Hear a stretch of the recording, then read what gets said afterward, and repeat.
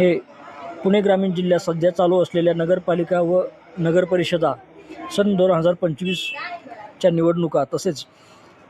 आगामी जिल्हा परिषद व पंचायत समिती निवडणुका या स्थानिक स्वराज्य संस्थांच्या निवडणुका शांततेत आणि भयमुक्त वातावरणात निर्विघ्नपणे पार पडाव्यात यासाठी जिल्ह्यातील रेकॉर्डवरील सराईत गुन्हेगार तसेच शस्त्र बाळगणे, घातक अवैध हत्यारे बाळगणे, अवैध वाळू व्यवसाय करणारे, महिलांविरुद्धचे गुन्हे करणारे तसेच सार्वजनिक व्यवस्थेस बाधा आणणारे धोकादायक व्यक्ती यांच्याविरुद्ध विशेष मोहीम राबवलेली आहे. पुणे ग्रामीण जिल्ह्यातील हद्दीमधील गुन्हेगारी मोडीत काढणे, दरोडा, जबरी चोरी, हायवे रोडवरील लूटमार, व्यावसायिकांकडे खंडणी मागणारे, खुनाचा प्रयत्न करणारे, अवैधपणे अग्निशस्त्रे बाळगणारे, धोकादायक व्यक्ती अशा वेगवेगळ्या व्यक्तींविरुद्ध कारवाईचा बडगा उगारलेला आहे. MPDA कायद्याअंतर्गत स्थानबद्ध करण्याचे आदेश पुणे ग्रामीण जिल्ह्यातील पोलीस स्टेशनला अधीक्षक साहेबांनी दिलेले आहेत. त्या आदेशाप्रमाणे शिरूर पोलीस स्टेशन हद्दीतील गोलेगाव रोड, शिरूर, तालुका शिरूर, जिल्हा पुणे येथे वास्तव्यास असलेला धोकादायक इसम नामे दीपक बबन गुंजाळ, वय 33, राहणार गोलेगाव रोड, वात्सल्य हॉस्पिटल शेजारी, शिरूर, तालुका शिरूर, जिल्हा पुणे याच्याविरुद्ध अवैधरित्या बेकायदेशीर अग्निशस्त्र जवळ बाळगणे, संगनमत करून घातक हत्यारांनी किंवा साधनांनी इच्छापूर्वक दुखापत किंवा जबर दुखापत पोहोचवणे, शिवीगाळ, दमदाटी करणे, बेकायदेशीर घातक हत्याराचा वापर करून संगनमत करून घातक हत्यारांनी किंवा साधनांनी इच्छापूर्वक दुखापत किंवा जबर दुखापत पोहोचवणे, शिवीगाळ व दमदाटी करणे यासारख्या 3 गंभीर गुन्हे या व्यक्तीवर दाखल होते. तो सराईत धोकादायक गुन्हेगार असल्याने त्याच्याविरुद्ध MPDA कायद्याअंतर्गत कार्यवाही करण्यासाठी श्री संदेश केंद्रे यांनी श्री संदीप सिंह गिल, पुणे पोलीस अधीक्षक, पुणे ग्रामीण यांना प्रस्ताव सादर केला होता. सदर प्रस्तावाचे अवलोकन करून माननीय पोलीस अधीक्षक श्री पुणे ग्रामीण यांनी हा प्रस्ताव पुढील कार्यवाही करता माननीय जिल्हाधिकारी तथा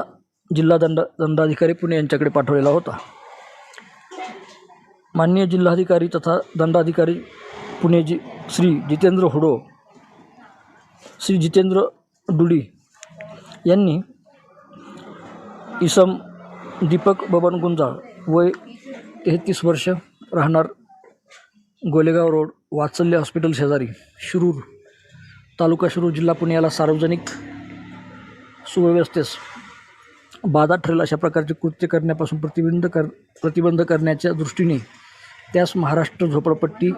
हातभट्टीवाले, औषधी द्रव्यविषयक गुन्हेगार, धोकादायक व्यक्ती व दृकश्राव्य कलाकृतींचे विनापरवाना प्रदर्शन करणाऱ्या व्यक्ती, व्हिडिओ पायरेट्स, वाळू तस्कर आणि अत्यावश्यक वस्तूंचा काळा बाजार करणाऱ्या, बेकायदेशीर जुगार, बेकायदेशीर लॉटरी चालविणे आणि मानवी व्यापार करणाऱ्या व्यक्ती यांच्या विघातक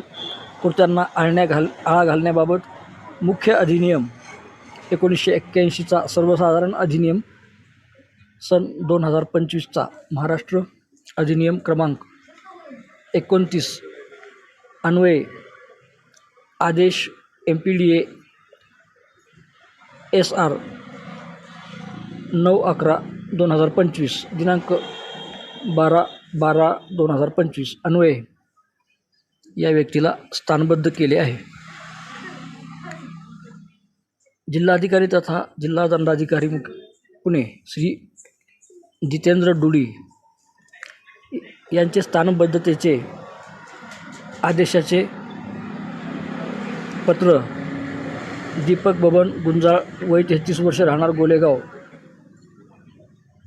वात्सल्य हॉस्पिटल शेजारी, शिरूर, तालुका शिरूर, जिल्हा पुणे याच्या बाबतीतले श्री पोलीस स्टेशनकडील पोलीस निरीक्षक श्री संदेश केंद्रे यांनी स्थानिक गुन्हे शाखा पुणे ग्रामीण भाग व शिरूर पोलीस स्टेशनला नेमणूक असलेले पोलीस अधिकारी आणि पोलीस अंमलदार यांची वेगवेगळी तुकडी तयार करून त्यांच्या मदतीने शोध घेऊन दिनांक 13/2/2025 रोजी या इसमाला ताब्यात घेतले. मध्यवर्ती कारागृह नागपूर येथे दाखल करून स्थानबद्धतेची कारवाई याच्यावर करण्यात आलेली आहे. ही कामगिरी श्री संदीपसिंह गिल, पोलीस अधीक्षक पुणे ग्रामीण, माननीय रमेश चोपडे, अपर पोलीस अधीक्षक पुणे विभाग, पुणे ग्रामीण, माननीय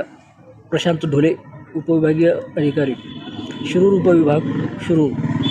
यांच्या मार्गदर्शनाखाली पोलीस निरीक्षक श्री अविनाश चिळीमकर, स्थानिक गुन्हे शाखा, पुणे ग्रामीण, पोलीस निरीक्षक श्री संदेश केंद्रे, शिरूर पोलीस स्टेशन, पोलीस उपनिरीक्षक श्री शुभम चव्हाण, शिरूर पोलीस स्टेशन, सहाय्यक पोलीस उपनिरीक्षक महेश बनकर, पोलीस हवालदार मंगेश थिगळे, तुषार पंधारे, संजू जाधव, स्थानिक गुन्हे शाखा, पुणे ग्रामीण, सहाय्यक पोलीस फौजदार शरद गावडे,